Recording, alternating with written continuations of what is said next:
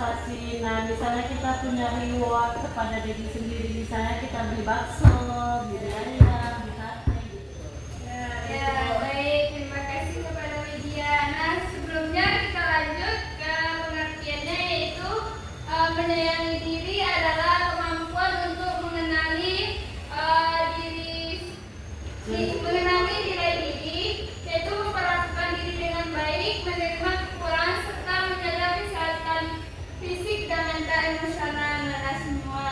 Nah, selanjutnya bukan berarti egois, tetapi menghargai diri agar mampu hidup lebih seimbang dan bahagia. Nah, selanjutnya yaitu mengapa menyayangi diri itu penting? Apakah Anda semua ada yang bisa membacakannya? Ya,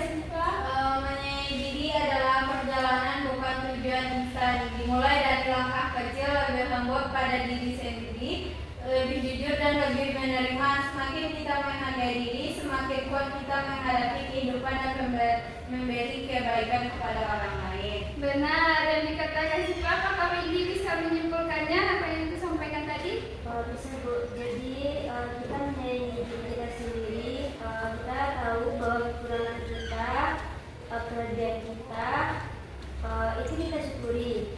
Lalu kita mengapresiasikan kepada diri kita sendiri.